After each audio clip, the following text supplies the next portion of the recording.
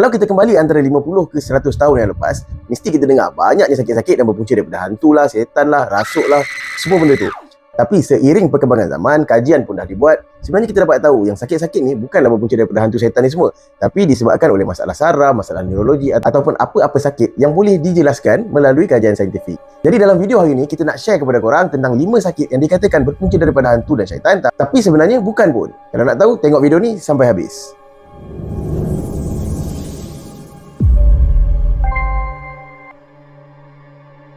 Yang kelima dalam senarai ini adalah epilepsi ataupun sawan.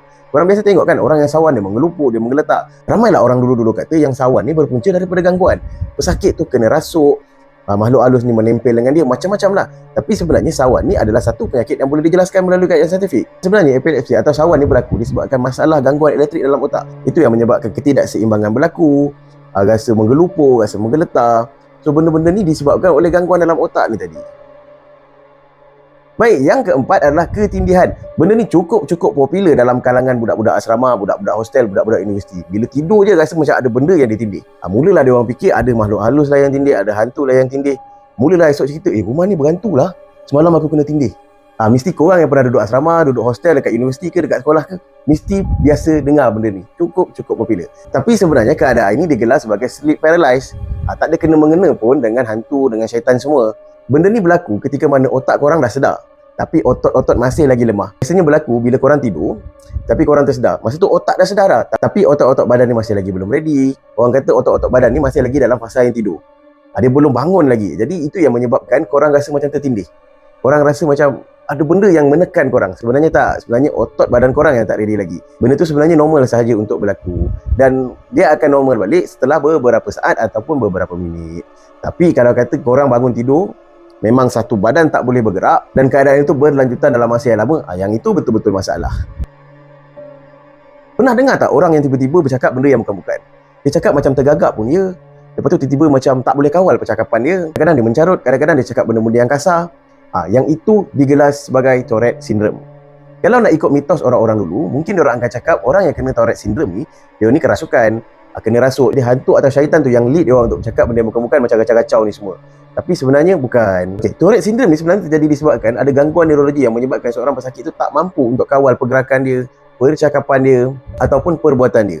Jadi dia akan randomly cakap benda-benda yang merepek, cakap benda-benda yang tak betul, kadang-kadang dia mencarut, kadang-kadang dia macam tergagap-gagap. Itu antara simptom-simptom ataupun kesan-kesan terhadap gangguan neurologi ni tadi. Sebenarnya saintis pun tak tahu apa punca yang menyebabkan benda ni berlaku.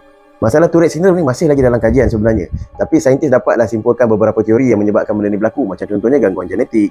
Kalau kata mak, ayah, adik-beradik korang ada masalah Tourette syndrome ni, berkemungkinan besar korang pun akan mengalami masalah ni. Mungkin juga benda ni berlaku daripada kecil. Mungkin disebabkan ada gangguan daripada saraf otak daripada kecil. Mungkin pernah terjatuh ke menyebabkan gegaran berlaku dalam otak dan mengganggu aliran saraf pun. Itu juga adalah salah satu teori yang menyebabkan benda ni berlaku. Tapi nak kata punca utamanya masih lagi dalam kajian. Yang kedua, yang ini cukup popular. Pernah tak korang tengok orang yang bercakap seorang-seorang, berhalusinasi, bercakap macam ada orang depan dia, padahal dia seorang ni. Kadang-kadang dia marah-marah, dia buat tindakan-tindakan yang pelik, dia rasa macam ada orang nak kejar dia, macam-macam. So kalau nak ikut mitos dulu-dulu, confirm dia orang akan cakap benda ni dia nampak hantu, dia nampak iblis, dia nampak syaitan, dia kena rasuk. Tapi sebenarnya lepas kajian lanjut dia buat, sebenarnya sakit ni dikenali sebagai skizofrenia. Skizofrenia ni adalah satu sakit berkaitan dengan mental kita yang menyebabkan seseorang itu mudah berhalusinasi, dia nampak benda-benda yang pelik. Dan dalam halusinasi dia tu, mungkin dia akan nampak benda yang bukan-bukan, benda yang pelik-pelik. Mungkin dia nampak hantu ke, mungkin dia nampak syaitan, mungkin juga dia nampak musuh dia, mungkin dia nampak raksasa ke, macam-macam boleh jadi. Bukan terhad kepada hantu dan syaitan sahaja.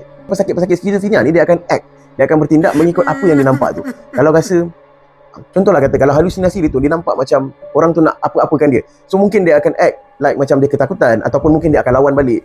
So itu adalah sakit skizofrenia, iaitu sakit berkaitan dengan mental yang memang boleh dijelaskan melalui kajian saintifik hari ini. Dan sebenarnya ramai dia pesakit-pesakit skizofrenia yang sedang dirawat di hospital, dan ada juga yang dah berjaya sembuh. Mengikut pembacaan saya juga, skizofrenia ni salah satu punca dia adalah disebabkan trauma. Mungkin trauma yang terlalu mencengkam diri dia menyebabkan dia terlalu tertekan, terlalu takut, dan akhirnya benda tu mengganggu dia untuk berfikir secara waras. Jadi dia menyebabkan sakit ni berlaku. Ada juga pesakit-pesakit skizofrenia ni yang berjaya sembuh. Tapi menurut pembacaan saya juga, pesakit-pesakit skizofrenia ni kalaupun dia berjaya sembuh, dia jangan trigger trauma dia balik. Sebab berkemungkinan besar kalau kita trigger balik trauma dia, sakit yang dia alami tu boleh datang balik. Dan yang pertama adalah rabies ataupun penyakit anjing gila. Penyakit ni akan menyebabkan korang meracau, korang akan buat tindakan-tindakan yang tak munasabah, korang akan menjerit, meraung. Jadi benda ni sinonim lah dengan apa yang orang dulu kata, korang ni kena rasuk, korang ni ada saka, mungkin benda tu susah nak lepas, benda tu mengganggu dan sebagainya. Sebenarnya bukan. Penyakit anjing gila ni memang disebabkan oleh makhluk halus, tapi bukanlah makhluk halus yang dikenali sebagai jin, iblis ataupun syaitan. Makhluk halus yang kita maksudkan adalah virus yang bernama rabies. So virus rabies ni tadi akan menyerang sistem saraf kita dan menyebabkan sistem saraf kita ni terganggu dan menyebabkanlah sakit-sakit berlaku daripada dalaman. Sebab itu kita tak boleh nak kawal pergerakan kita akan jadi mengacau, kita akan jadi meraung dan sebagainya. So itulah dia sakit-sakit yang orang dulu katakan ada gangguan makhluk halus lah, setan lah, hantu lah, polong lah dan sebagainya. Tapi sebenarnya bila kajian dah dibuat, sebenarnya sakit-sakit itu tak ada kena-mena pun dengan makhluk halus. Dia sakit-sakit berkaitan dengan saraf, berkaitan dengan otot, berkaitan dengan diri kita sendiri. Dan insyaAllah sakit-sakit ni boleh diubati dan ada ubat-ubatan yang khusus. Tapi disclaimer juga, bukanlah kita cakap kita nak tolak terus kepada makhluk halus, jin, syaitan ni apa semua. Kita tetap kena percaya akan kewujudan makhluk-makhluk halus ni. Sebab benda ni dah diceritakan dalam Al-Quran pun. Jadi kita wajib percaya. Bukanlah percaya kepada apa yang jin, syaitan ni apa semua cakap. Diorang ni penipu, diorang ni nak menyesatkan kita je. Tapi kita kena percaya akan kewujudan dia sebagai salah satu makhluk yang Allah ciptakan ke alam ni. Itu sahaja. Dan bila kita jumpa pula orang-orang tua yang masih lagi percaya dengan benda-benda ni, kita janganlah terus cakap dia bukan-bukan.